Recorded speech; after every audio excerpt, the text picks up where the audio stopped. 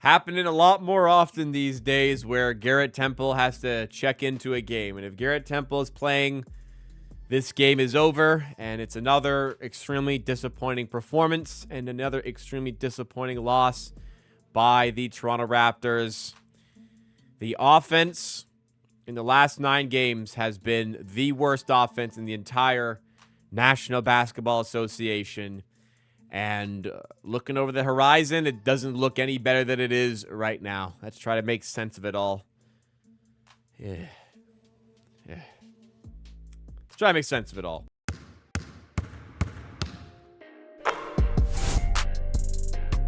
So, not even going to get through this one, but last few games for the Raptors. 86 points against the Hornets. Lose by 25. Lose by 8 to the Celtics. Other than a 10-minute window where you go on a 30-8 run, you got absolutely destroyed there. But, you get some positive. At least you had a 30-8 run. But here against the Knicks, you see a scoreboard here. It's not quite done yet, but down by 16. They trailed by double digits pretty much from the second quarter onwards. Raptors led at the end of the first.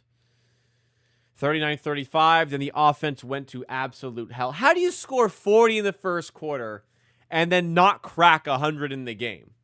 Like, how do you do that, man?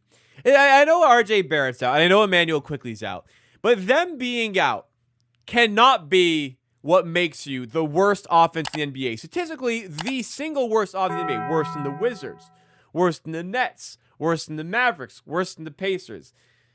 You cannot justify having the worst offense in the NBA with Quickly and Barrett are out. But that's the state that we are in right now, and Quickly's only missed this one game. It's been really bad with him in as well. Darko Rajakovic has an offensive system that relies heavily on lots of different players contributing, lots of ball movement. Everyone gets their fair share. And when you take away some of the high-end scorers like RJ Barrett out of the team, it can't go to shit like this. Like, it can't go to this level. Sure, we can see a bit of a drop-off, but it cannot go to this level where you are struggling to score so consistently. And it's not just like struggling to score consistently. It's a case of they're not even getting good looks. Like the Raptors in the second quarter of this game against the Knicks had 13 points. They followed up a 39-point first quarter with 33% of that in the second quarter. Basically, the Knicks went, if we double Ingram every possession and force other guys to do something, they are cooked. And that's what happened. Like, the Raptors treated this like, an elimination game. It's an NBA Cup quarterfinal, and they started really well. But they played heavy minutes for Ingram in the first quarter, and other players heavier minutes in the first quarter. Once they had to dip into the bench, it was over. I mean, it was over. They could not score. They could not get a good look. The Raptors got, nothing out of their bench today. And the Knicks, look at the stat lines here. It wasn't even, a spectacular night from the Knicks. Knicks bench, yeah, sure, Clarkson gets 12 points, 5 of 10, but Anunoby goes 4 of 11. Towns goes 4 of 11. Bridges goes 6 of 14, but Brunson had a 20-point first quarter. We are still leading. He had a great game, 3 of 19, and Hart had a great game, 8 of 11, but it wasn't like the Knicks were spectacular tonight. They didn't have to be to absolutely blow out the Raptors here. Ingram went, consider this, guys. Consider the state of the Raptors offense. Brandon Ingram had an ultra-efficient 31-point game on 11 of 18 shooting, 3 of 5 shooting from threes, with 6 rebounds and 6 assists. And the Raptors offense was still truly awful.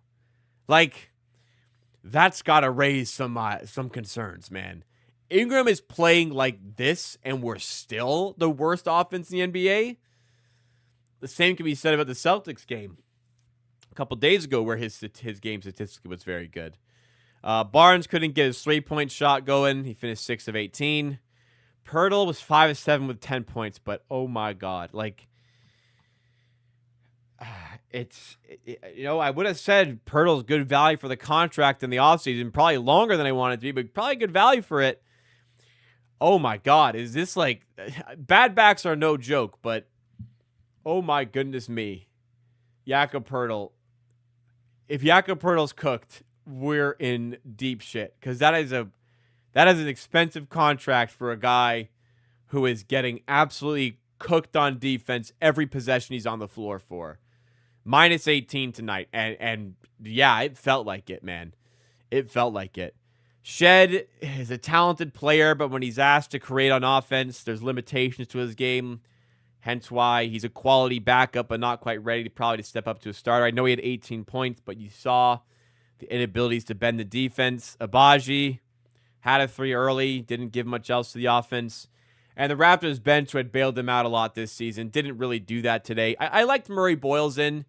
Gave you a good defensive tandem with Barnes. He was plus 13, and he was a lot better than Pirtle was. But other than that, Walter gave you good scoring, and wasn't much else there. Mobo has hit a 3 in garbage, or has hit and 1 in garbage time, it looks like. But Lawson, no points except for garbage time now.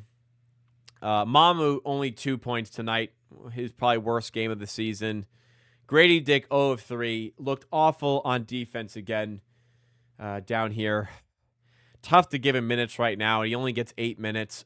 Just nothing for the bench. Chucky Hepburn wasn't the answer off the bench either.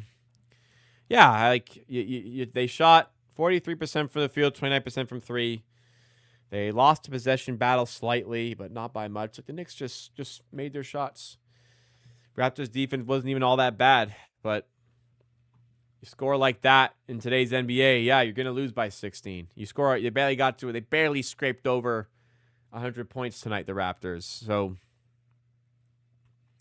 again, the difference between Barrett being in and out can't be one of the best offense in the league to worst offense in the league. Like, Barrett's good, but respectfully, he's not that good. There needs to be some sort of adjustment or some sort of answer there. Darko Rajakovic has been completely unable to find that. So it's tough. You lost 6 of 7. I think now because Miami lost their quarterfinal, you have to play Miami this week. That's a tough game. I don't really see the Raptors winning. Hopefully a bounce back spot in 9 days' time against Milwaukee. But then you have Boston. Then you have Miami again in your schedule on your peripheral. Easier games with Brooklyn and Washington. Then Golden State, Orlando, Denver, Atlanta twice. Charlotte, but then they've beaten us twice already this season. Boston again, Philly twice. Indiana with guys back. Like, it's an alarming schedule upcoming for the Raptors right now, and they just haven't had any answers really in this stretch of games. Susie Sanchez, why Raptors can't shoot the ball. Like, they can't get a good look. They're hardly creating good looks for themselves. It's not about missing shots. They're barely getting a good look. They're barely scheming anything open. We're back to like these brain dead possessions where it's like, what the fuck did they draw up here? What the fuck did they call here?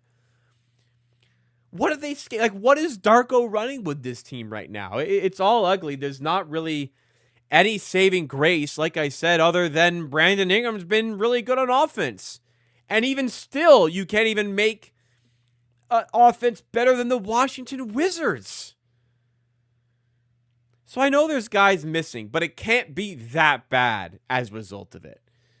Because you're getting the Ingram, you're getting better than you signed up for, to be honest. If you offered the Raptors this Ingram when they traded for him, they'd be like, oh my God, like we didn't even think he'd be that good. You're getting that level of Brandon, and you're still this bad? Man. I mean, there's one thing crashing back down to earth, snapping back down to reality. It's another thing being one of the worst teams in the league. And the Raptors, look, they weren't as good as the 2 seed. I think we knew that. But they aren't this bad either. At least they shouldn't be. But they have been. And the only people that can fix it are them. And I don't really see a kind upcoming run of games to do that. So Barrett's out. You're going to have to figure it out for the next week or 2 or 3. Quickly should be back for the next game. He's ill today, but even with Quickly, the offense has been really bad too. So a lot of questions, and I don't really know where a lot of those answers are going to come from. So shit, it's not looking good, man. It really isn't looking good. Alarms starting to kind of ring.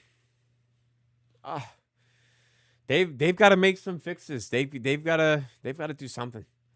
And I don't really know what it is. And evidently, I don't think they know what it is either.